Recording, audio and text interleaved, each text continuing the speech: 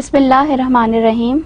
Welcome to the course code Eng455 lecture number 32, as well as the final lecture of this semester on the related to the subject linguistics. So what is the last topic today? It is actually a sub-discipline within the field of linguistics, that is applied linguistics. In today's lecture, we will not only highlight some of the things related to this field of linguistics, applied linguistics, but at the end of time we will also review some of the contents that we have dealt with throughout this semester, and then we will say goodbye to our term as well. And I will also highlight some major areas where you need to work with respect to your exams and with respect to your studies pattern. So before that, let's start with our last topic, that is applied linguistics. Applied linguistics, the lecture on the applied linguistics would just give you a brief introduction on what this discipline is all about, because applied linguistics is a complete discipline. As I mentioned in the on the lecture on sociolinguistics, that they are the complete disciplines and they need a whole semester to talk about. But over here, my purpose is just to give a brief introduction to get a know-how of what applied linguistics is. So we'll talk about certain definitions of applied linguistics, and then we will talk about some of the major fields that are there in applied linguistics. How the applied linguistics it is different from linguistics, or how can be regarded as a subfield of linguistics. So let's start with what applied linguistics is. The applied linguistics is actually a branch of linguistics. The very first important fact about that applied linguistics, you should keep in the mind that it is an offshoot of the linguistics, where the primary concern is the application, as the name makes it clear. Applied linguistics. So applied comes from the word application. Actually, what happens? The linguistics is it is actually the general linguistics. It is actually based on the theoretical knowledge. All the theories are there, all the different ideas, definitions. These theoretical knowledge is provided within the field of general linguistics. And in majority disciplines of linguistics, like in sociolinguistics, even in neurolinguistics, we talk about the different theoretical aspects of the knowledge with respect to linguistics.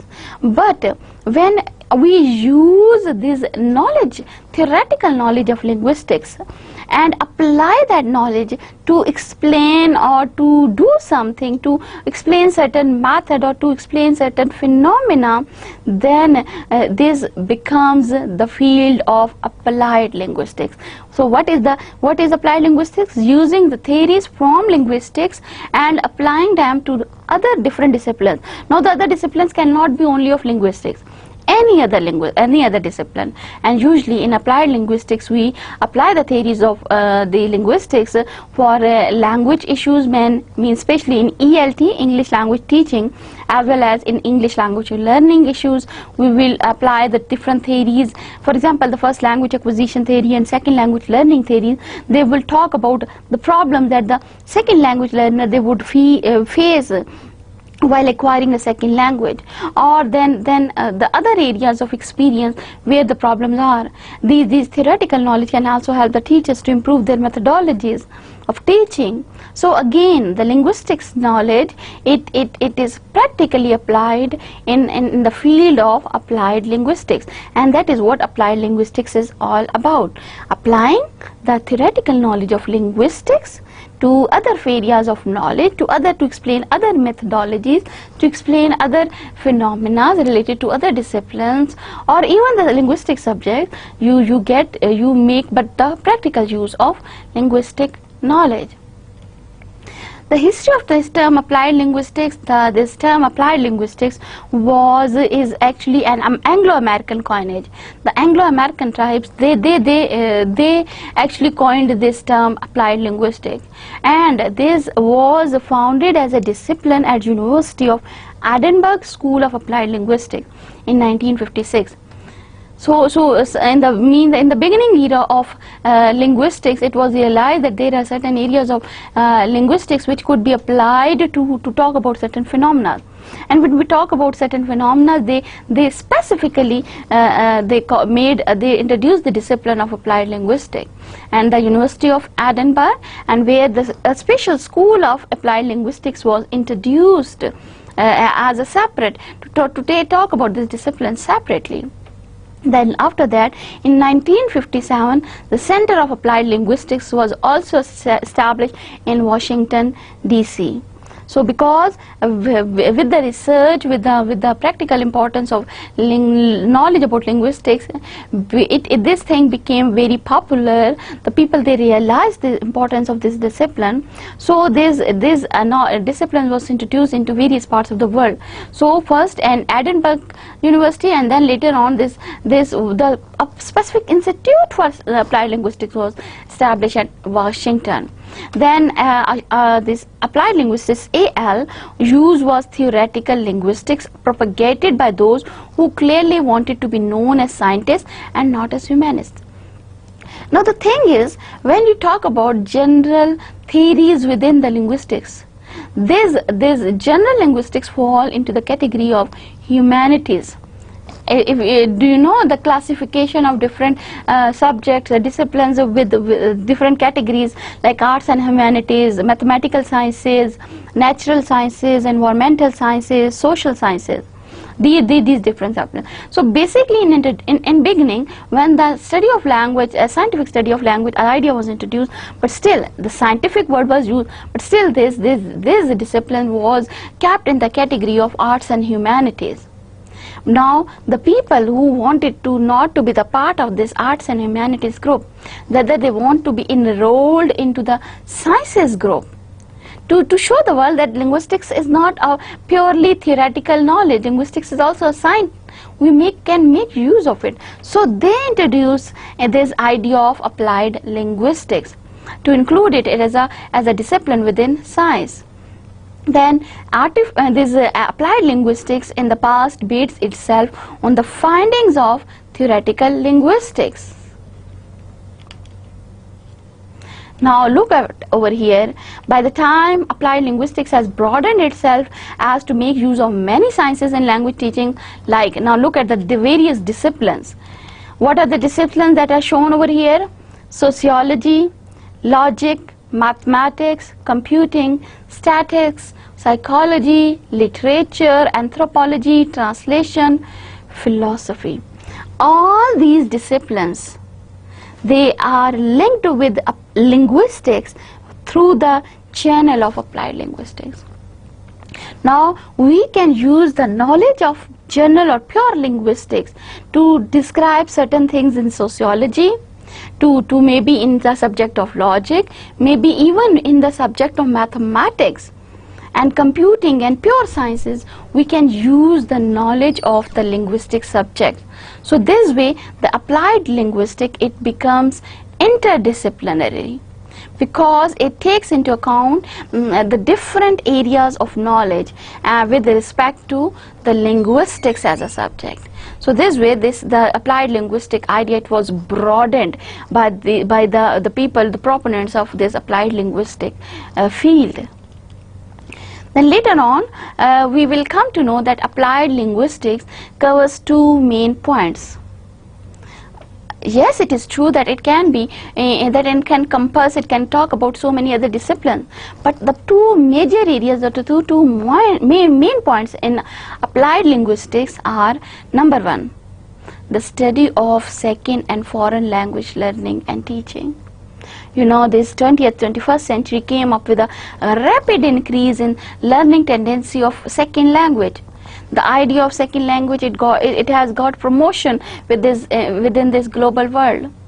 Now we cannot live with only our mother tongue or only with one language, and then our world would be shrinked. We will live in a confined world. Whereas to be part of this global world, we need to learn a language through which we could communicate to the world. Just like today, what is the language that is a lingua franca? English. So we every part of the country, in every different countries, the people, they know to learn a language to communicate at international level. And for this reason, English language is introduced. But how the children, they learn second language, what are the problems that they face while learning second language, what are the methodologies that should be adopted to teach second language. These all issues could be resolved with the knowledge of applied linguistics, because what it would do, it would take the theories of this first language and second language acquisition from a general linguistics, and then it would apply those theories to the practical knowledge of language teaching and learning. So this is one of the major area where this applied linguistics nowadays works. Secondly, the study of language and linguistics in relation to practical problems. We face, with respect to language, we face so many difficulties. And to take into account those problems, we need to have this applied linguistics. Applied linguistics takes theories from the general linguistics, talk about the problems, the linguistic problems that we face, and then provide solutions for solving this problem. This is what Richards et al. Said in 1985, that the two main points, no doubt that linguistics, that applied linguistics is concerned with variety of discipline. But majorly, when we talk about applied linguistics, it has more concern with language teaching, learning problems, and secondly with some practical problems related to language and linguistics. What are the problems we face? It talks about, for example, it talks about human communication versus animal communication. It compares them and makes how that and how it claims that language is purely human. So this is again a part of that thing. Similarly, we can connect language and media. How the media, it uses language as a tool to make its language more argumentative. The nature of language that is used in media's campaigns, in the articles of newspapers, in so many things within newspapers and in ads, what they do, they use a typical sort of language to communicate their ideas. So such study that study the language inside the media from the perspectives of linguistics is that applied linguistics. So once again, applied linguistics it can encompass, it can talk about, it can solve practical problems. Then next we'll talk about different definitions of applied linguistics. The first definition that is provided about the applied linguistics is that applied linguistics is the utilization of knowledge about the nature of language achieved by linguist research achieved by the linguist research for the improvement of the efficiency of some practical task in which language is a central component. In every field of life, wherever we have a practical problem with language, we need to use the language theories from general linguistics. We apply those theories to solve our practical problem. So this is one way to define applied linguistics, and this is the way the Corder in 1974 defined it. That linguistics, the applied linguistics, is actually the utilization of knowledge about the nature of language. In theoretical linguistics, we have a lot of knowledge about the nature, what language is, what is the nature of language, what are its different forms, what are its different functions. That all knowledge is confined in general linguistics, and then we use it for different issues on the language. That practical application of that knowledge is known as applied linguistics. Then we have another definition. According to this definition, a branch of linguistics. What is applied linguistics? It is a branch of linguistics where the primary concern is the application of linguistic theory. In general linguistics, we have so many theories.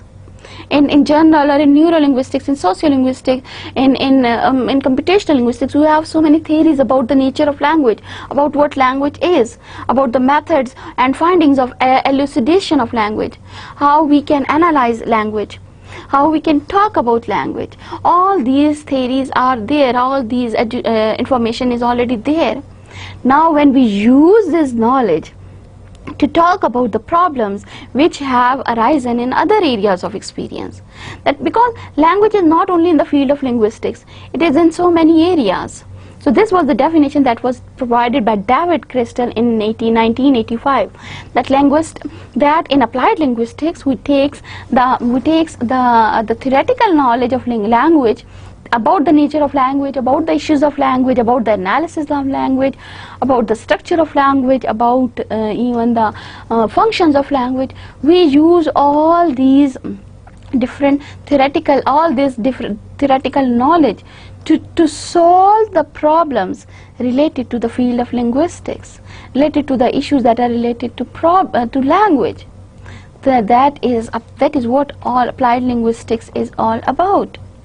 Then we have another definition too. This definition tells or defines applied linguistics in a way that the applied linguistics is a multidisciplinary approach. As you know, that the applied linguistics idea, it revolves around in so many areas. It is concerned with sociolinguistics, with neurolinguistics, with linguistics, and with the outside the linguistics, like statistics, mathematics, pure sciences. So many areas are there and so many disciplines are there. So applied linguistics is multidisciplinary because it always connects linguistics with any other discipline. So multidisciplinary approach to the solution of language related problem. In any discipline, if we have a language related problem, for example in logic is a discipline. In the discipline of logic we have some language problem, so we'll use the linguistics theories to talk about the logic. So let's see the combination of two disciplines would be there in applied linguistics. So applied linguistics is an interdisciplinary approach, a multidisciplinary approach, because it connects the different disciplines with the help of the application of knowledge about language. So these were some of the definitions for applied linguistics. Now the important task is to see what are the aims of applied linguistics. Why we need these applied linguistic studies. Number one, the study of second language and foreign language learning and teaching. In this area, the applied linguistics is very much important. And you know, for some people, this applied linguistics is all about language learning and teaching. But in the widest possible area, it works in all disciplines. But usually, it is narrowed down to talk about the language learning and language teaching issues.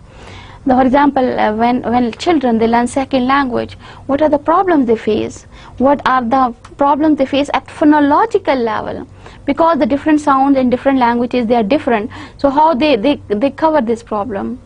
How their first language knowledge helps them to encompass or to get second language knowledge.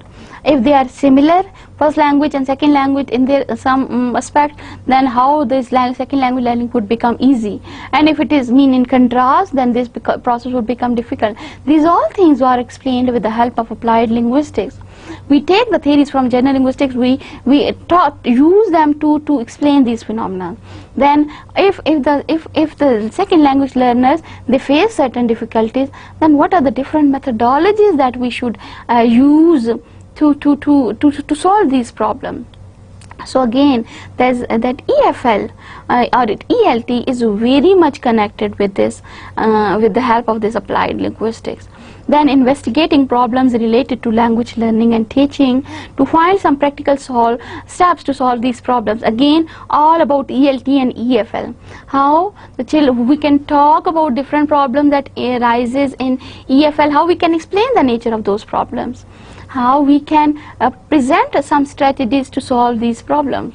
And especially in relation with ELT, this applied linguistics is a very effective area of knowledge. Then what is the need for applied linguistics? Again, what is the aim and what are the needs and why we need to study this applied linguistics is number one.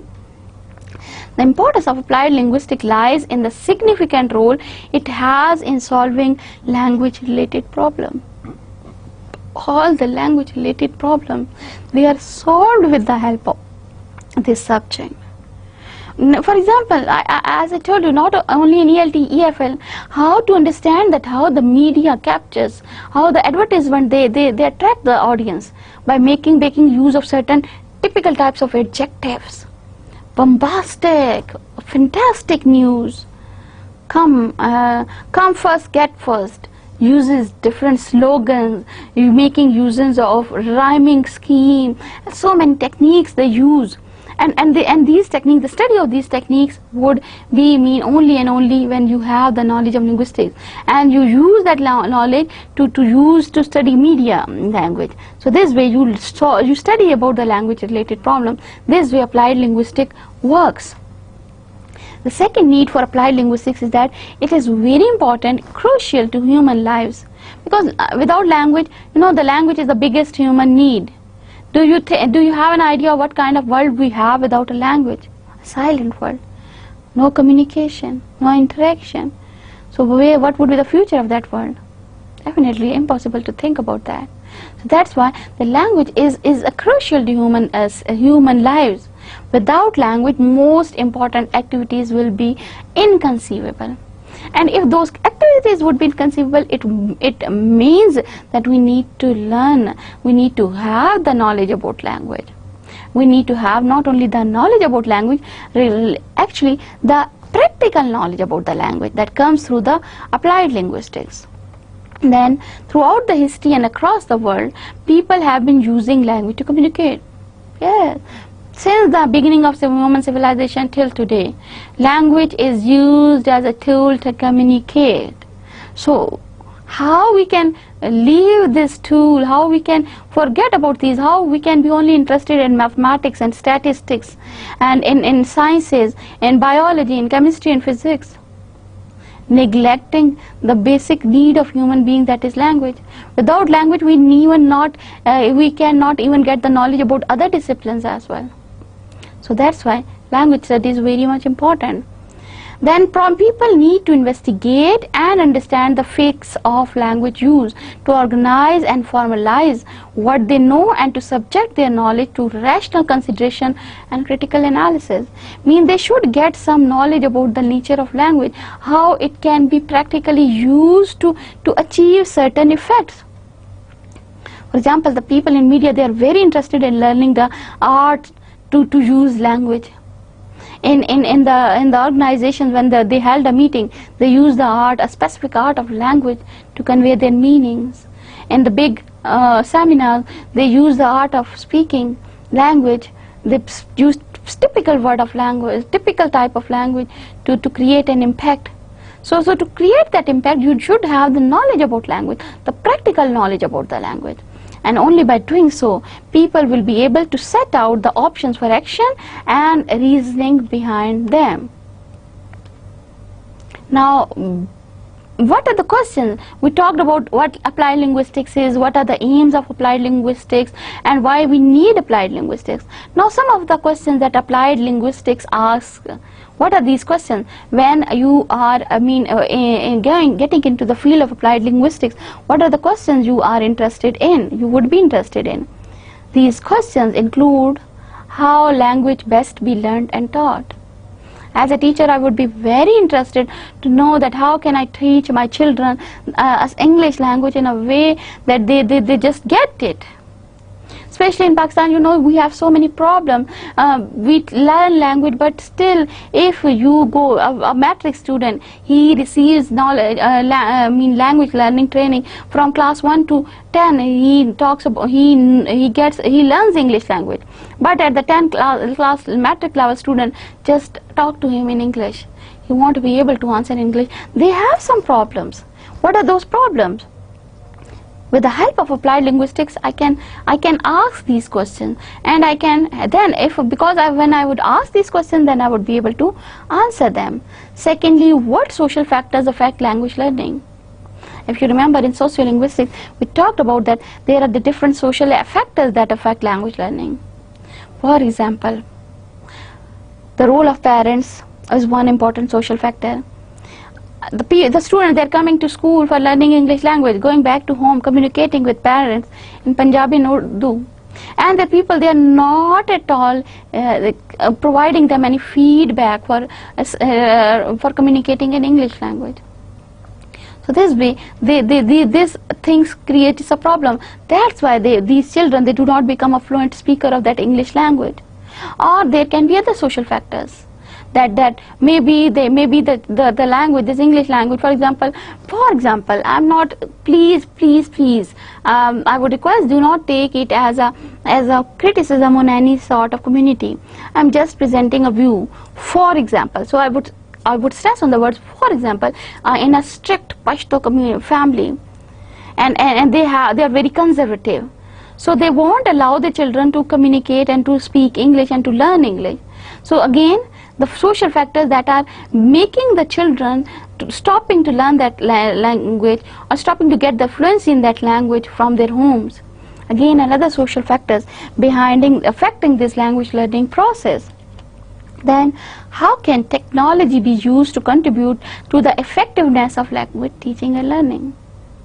For example, the courses when you take certain courses in English language, you will see your teachers will advise you to see certain English movies. If you want to get fluency in English language, see certain movies in English language. So again, making use of technology, try to listen to the news that are in English, try to listen to the BBC channel, again making use of technology.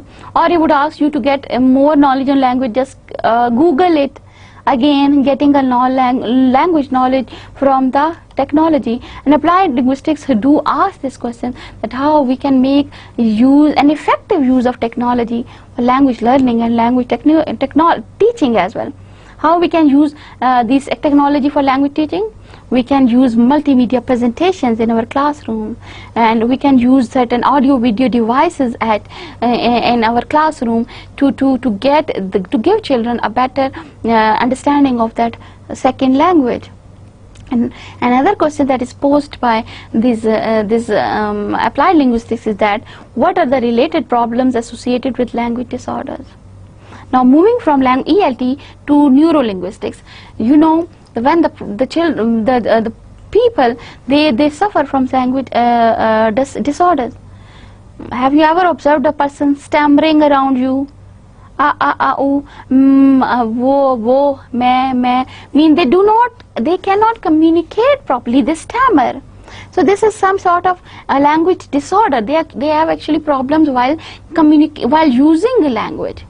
And different types of stammering is one problem. The people they can have the writing issues. They cannot write whatever they think, whatever they can say orally, but they could not write it in the effective way. Then the people who are poor in reading, in neurolinguistics, this language disorder is known as alexia. They face problems while reading. So there are certain types of language disorders that the people have, and applied linguistics talks about this the language disorders, because by talking to them, by explaining their nature, they can provide certain practical solutions for these problems. And finally, how can these be prevented? Again, if you have certain language disorders, what is the remedy and how it can be prevented? How we can get solutions for all of our problems related to language?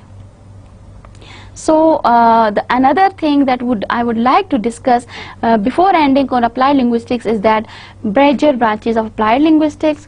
Nowadays, because applied linguistics, it has become a wide discipline, it has a wide area of knowledge, so it has been divided into different branches. Like the first one is bilingualism and multilingualism.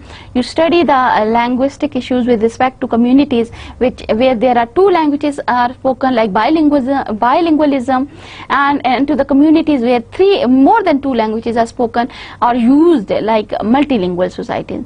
Then we use this applied linguistics. It has a sub branch of second language acquisition, where we talk about the problems and issues of second language learning and teaching.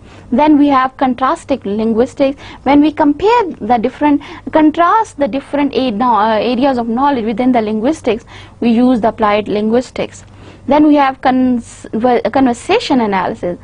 As you remember, in previous lecture we have discussed in discourse analysis, how we analyze the discourse or the language of the text. That is a separate field within the applied linguistics. Then we have language pedagogy, again all about language pedagogy means teaching. So it all talks about the methodologies of teaching while teaching different languages. And then we have language planning and policies in different countries, how the policies on the language they are developed, how we can improve, how can we plan to improve the language related issues. Then we have literacies. Literacies is a somehow combination of language and literature. So whatever is in their literature, we can have an analysis of those with the help of this applied linguistic knowledge.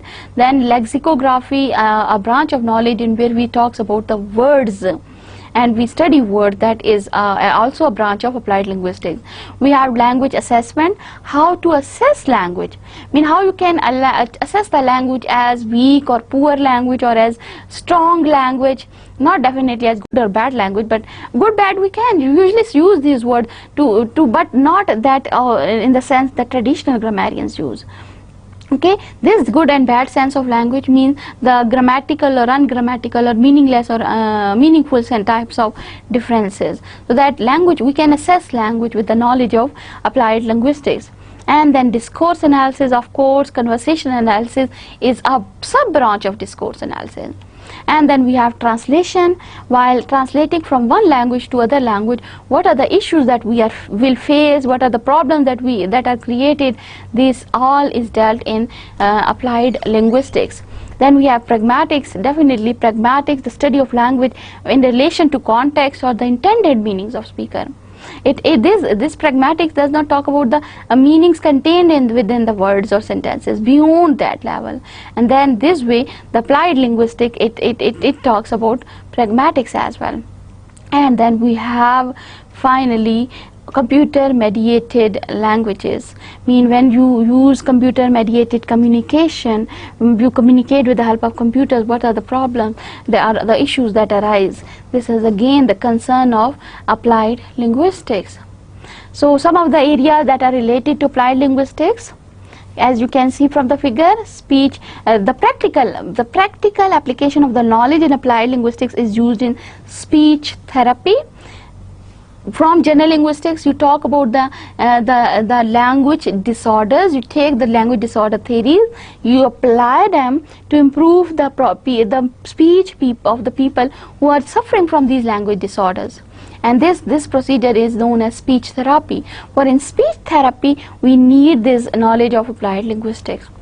Then in lexicography and dictionary making, definitely when you will know the knowledge of, when you will get the knowledge of the language of a particular country or an area, then you can design or compute a dictionary of that language. Then translation, as we just studied, that translation is a proper discipline, a proper subject in which we translate the text from one language to other language.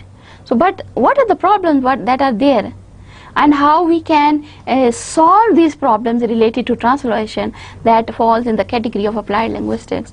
Then language policy and planning, as I just mentioned, that how the language has been planned, how the policies related to languages they are made. Language teaching, again, language teaching, what are the methodologies and issues that you face and how you can solve them. Like finally, computer assisted language learning. When you learn language by using computers or by using computers as the assistants, then this also gets knowledge from, and how you can do this, you can get knowledge from linguistics, apply it on this computer oriented language or computer communication language, and then you get applied linguistics working behind this area. To conclude today, applied linguistics has become an independent and mature discipline since the middle 60s of the last century. No doubt about it. Around 1960, it was introduced as a different discipline, and since then till now, it has got the maturity level. It is now existing as an independent field or area of knowledge. As an applied science that has a definite goal to reach, it is interdisciplinary in nature. It lies somewhere between social sciences, sciences and arts, humanities. It seeks to apply all the related fields to foreign language education. As I told you, with respect to foreign language education, its role is very important. It is process oriented in the sense that it is interested not only in the product. What is a product? Language. And the language is not only interested, but how this language is produced. So not only the product is important, the process is also important with respect to applied linguistics. This implies the investigation of the internal structure of the cognitive aspects of the learner. As you remember, with respect to first language and second language acquisition, we didn't only talk about the importance of physical organs that are used to produce language. Rather, we talk about the use of different mental organs or different parts of brain or different cognitive organs that helps us to acquire or to learn this language. It is very important for language teachers to have an understanding of different aspects of language and draw out useful implications and applications for language learning and teaching. And whenever they will be acquiring language and knowledge about language, will be using that knowledge for language teaching or learning, they would be involved in applied linguistics. So this is what applied linguistics is, and this is how it is very useful area of knowledge nowadays. So this was an end with the art with our area on applied linguistics. Throughout this term we focused on linguistics as major, general linguistics as major, and the different areas of linguistics as a minor subject, because these different disciplines that are related to linguistics, like sociolinguistics and applied linguistics and neurolinguistics, they all are the separate individual disciplines with a lot of knowledge contained inside them. So to have a detailed study of every discipline, you need to go into the detail that needs a lot of time. So our major focus throughout this linguistic course was on general linguistics. Let's review what were the contents of our linguistics as a discipline.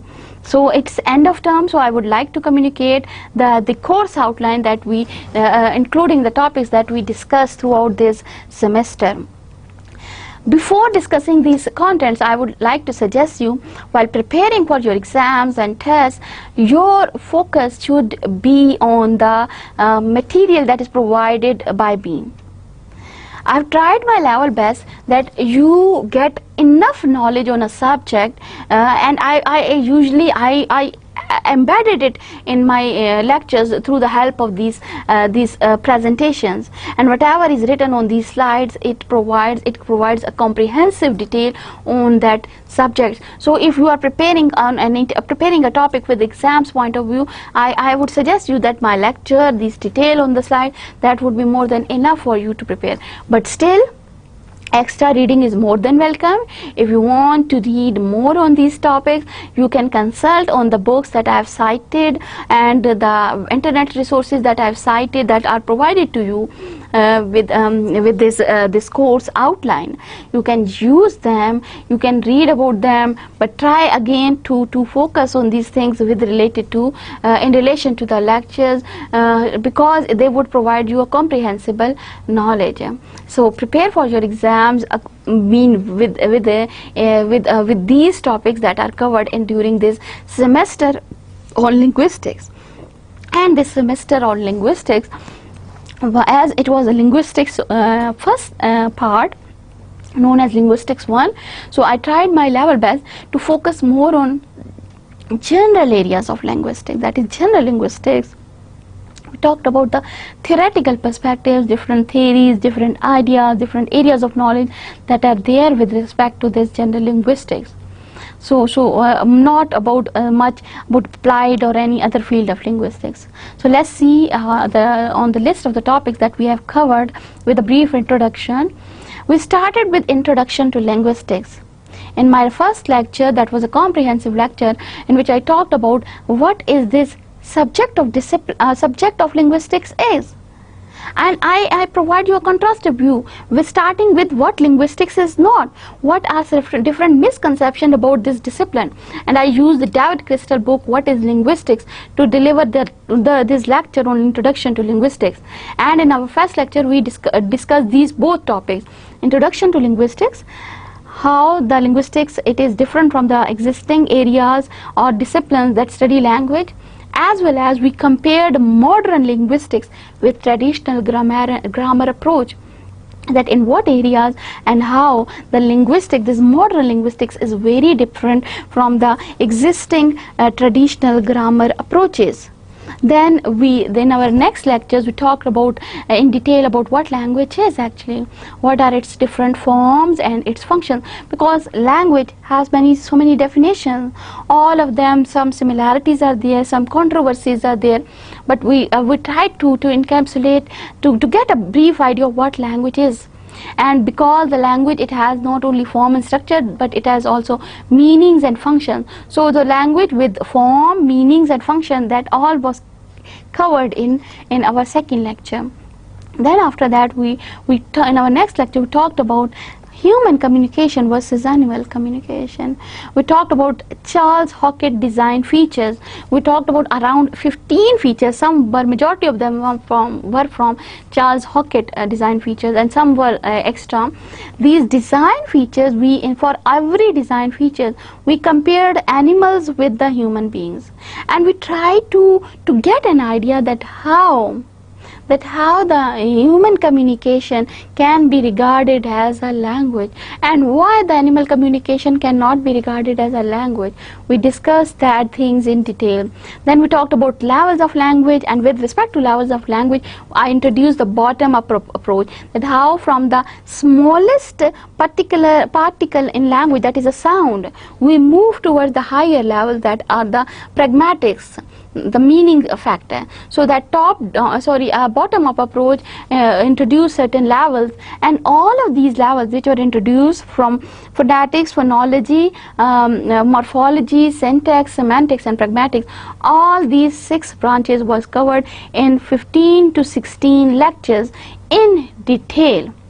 We started with phonetics. We had 2 to 3 lectures on phonetics. Then we discussed phonetics, the different areas inside the phonetics, like articulatory phonetics. We talked about auditory phonetics and acoustic phonetics in detail, what they do mean, how do they work, and what are the things that are related to them. Then we moved towards our phonology, differentiating phonetics and phonology. What was the difference? Phonetics is the study of human speech sound, whereas the phonology is concerned with the sounds produced by humans with respect to a language.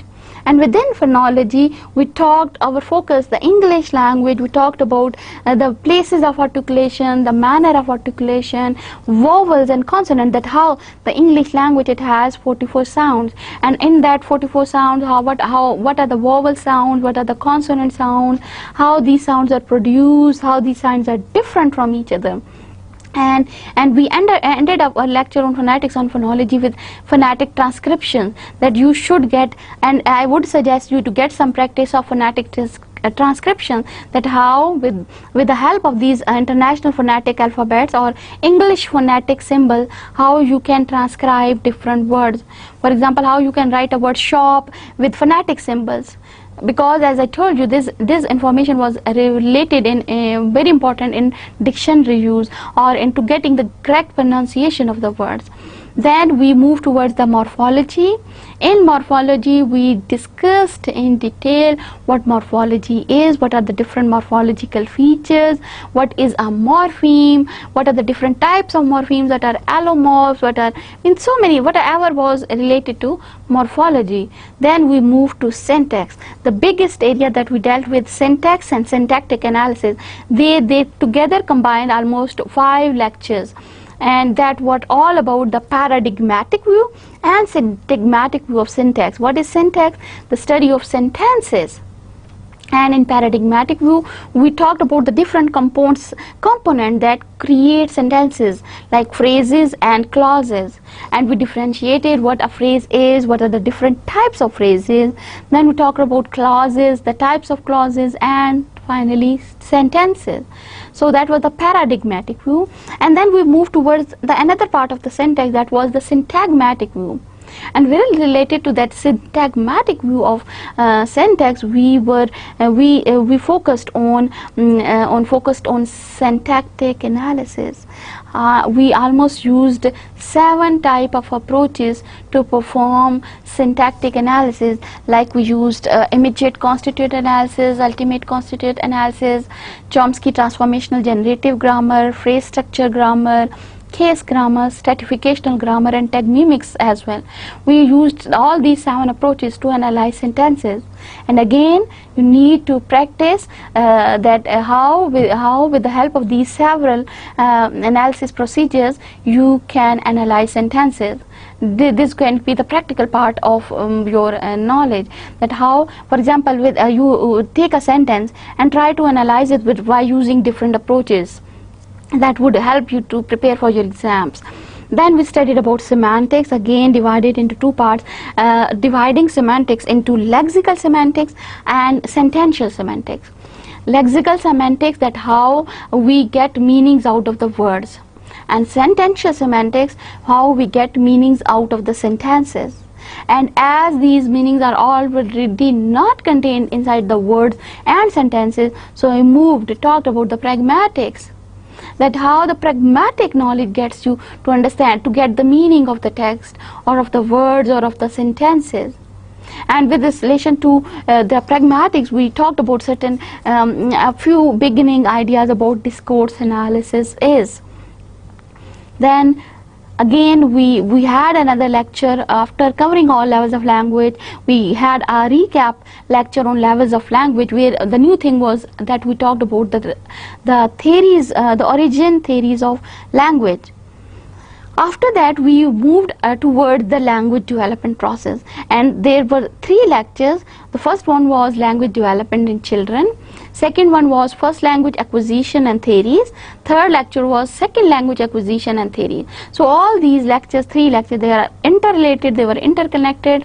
The basic purpose was to see how language is developed in children, because all the time we talked about different forms of language, what language is, how does it function. But the important thing is, language is such a complex thing. How it is acquired so easily by children, especially the first language. How the children they learn this complex sort of thing with such an ease and such effortlessly. So that was the focus. And then we also talked about different stages through which the children pass while learning a language, like from moving from cooing stage to babbling stage, and then babbling to word formation stage, and then word to how they improve their vocabulary, then improving to how to learn to make sentences, and from simple to complicated sentences. So at different age levels, they learn language randomly. But again, from 2 months or 1 to 2 months from birth till the age of 6, 7, 8 years, they are done with their language learning. But again, when the same children, they grow up and then they try to learn the second language, they face difficulties. And we talked about what the second language learning is with respect to different theories that explain that why the second language learning creates problem, or why the children they face more problems while learning a second language than the first language after they have passed through a certain age. That at the age where we consider them the infants, the children, they learn the more complex language. Even a child in a Chinese community, he would acquire a Chinese language. And if I see a Chinese language manuscript, I would mean breathless that I cannot learn this language. But they do it. So whatever language they are exposed to, child acquires that language with ease. But when they grow up, they face problems with second language learning. That was about language development in children. After that, we talked about historical linguistics. Again, that was a series of 4 or 5 lectures regarding the history of linguistics. We talked about some famous schools of thought in linguistics and some famous linguists as well. We started with the first school of thought in linguistics, that was structuralism, and its originator Ferdinand de Saussure, known as the father of modern linguistics. We talked about the different ideas that were proposed by Saussure that established the basis for this theory of structuralism. Then we move towards the generativism. Chomsky, who criticized the structuralism and presented his own theory, a detailed theory comprised of grammar theories, universal grammar theories, and so many things were there, which were ideas were there which were presented by Chomsky. And from structuralist approach we move towards the functionalist approach. Functionalism that talks about the functions of language. And in this regard we first focused on Mac Halliday, a big name in the area of linguistics. We talked about his systemic functional grammar in detail. We talked about some of the important ideas that are provided by Halliday. And then finally, to end with a history of linguistics, we studied the Prague School, the London School, and relational grammar. These all three schools, the Prague School and London School, they both worked under functionalist approach, but again the Roman Jakobson and Terbetzkoy in Prague School, they contributed to the field of linguistics with their communicative functions theory and with their with their work on phonology especially. Then came the London School. In London School, the British linguists like Malinowski, Wordsworth, and Halliday. Once again, Halliday was there in the London School. And then we talked about a very different and a modern approach towards the language, that is relational linguistics. And this relational grammar defines language or the grammar of language in terms of the relations. And over here I have just also mentioned tegmimics, case grammar, and stratificational grammar. They are also known as the separate, individual, modern approaches towards the study of language. But we didn't include them in our lecture series on historical linguistics. Rather, we were already done with them in our lectures on syntax. But they still can be studied individually as modern schools or modern schools of thought in linguistics. And then, as you can see, that today we talked about applied linguistics, that how the language theories, how the knowledge of linguistics and language can be practically used in various fields to solve different problems related to language. So that was the concern of applied linguistics. We have already done with sociolinguistics, the study of language and society. And within that lecture we discussed majority of the terms that are used in sociolinguistics as a discipline, like speech community. What is a speech community? Yes, a community which uses one single language. Then we talked about different important terms like the variations in language, and in that variations in language, especially the regional variations and social variations. How the different factors they influence language, like social variation, like how the age, education, your occupation, education, your sex, your ethnicity group, your religion, all these, your race, all these things, they affect the language. And in geographical variation, how with respect to different geographical regions there are variations found in the language. Then we talked about the personal dialect of a person, that is known as idiolect, a combination of all a functional, the social and the regional variations. So that was a comprehensive lecture on sociolinguistics, is talking about all the important features that were there. Then sign language, yes, not body language, sign language, another type of language which talks in form of signs, not in the forms of sounds. So again, a great issue to be discussed, a great area of knowledge in linguistics, because usually the common people, we are used to think about language in spoken form only. For us, language is the only thing that we speak and that we listen to, that is language. But in fact, the area, according to the linguistics area of knowledge, the term language is such a broad term. It does not refer only to symbols or the spoken word that we use or the spoken sound that we use to communicate. But the signs, they are also a source of communication, and such language where we use signs to communicate is known as sign language.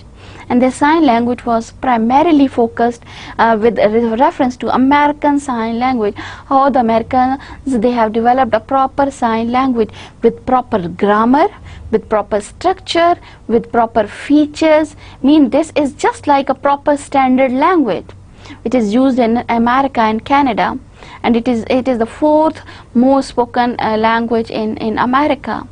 So after that we also have done with discourse analysis. As I mentioned, some of the aspects of discourse analysis we had done in respect with pragmatics, but this lecture on discourse analysis was a bit more comprehensive. It started with discussion of what discourse is, what to get you and to give you an idea what actually discourse means. Discourse does not mean only the spoken form of language, it includes both the spoken as well as the written text. So when we analyze a piece of text, whether in spoken or written form, a piece of language text, that is known as discourse analysis. And then we talked about how we can do discourse analysis. What is the scope of doing those discourse analysis? What are the influences of doing discourse analysis? And then what are the approaches towards the discourse analysis? Like we talked about the pragmatic approach, we talked about the speech act approach, we talked about the conversational approach. So many approaches are there available to do discourse analysis. And at the same time, we actually performed this with the help of, I think, 2 or 3 texts. I showed you that how we can do this discourse analysis, and we talked about the practical implications of discourse analysis. So these were all the important contents that we have discussed throughout this semester. I hope I haven't missed one, but if I have, excuse me, and then go through all the contents, all the lectures, just collect the ideas that we have discussed, highlight the major ideas, highlight the major points, highlight the major topics, try to understand them, and try to use the knowledge practically, like syntactic analysis. You should get practice in with respect to semantics and pragmatics. You should understand how we get meaning. You should be able to perform a simple discourse analysis. You should get a practical knowledge about this phonetic transcription. So all that areas. And once again, majority of the lectures, as you know, and the slides that are along with provided, they provide you with enough information on these topics. But still, if you are interested, you can consult the books that are cited, the articles that are highlighted and available online. You can consult them, you can read them, you can practice them, and can have can cope up with your with this subject of linguistics, because this linguistics is and I hope this subject you will find very different from all other subjects that you are studying while doing masters in English, that like you would be studying prose, poetry and drama. But this subject would be very interesting. It talks about the real human language that we use, and what are the different features of language, what are the different theories about language, how it evolved, how we learn it. So many aspects of language that have been discussed throughout this term. And because this is the end of our semester, because this is the end of our course, I would thank you all for being a patient listener. Yes, being a patient listener, listening to me all the time, bearing me and my concept that I presented, though I tried my level best to introduce you with these concepts in the most simplest form, in the way you could acquire and learn them in the easiest way. But again, this is the end, so I thank you all, and Allah Hafiz.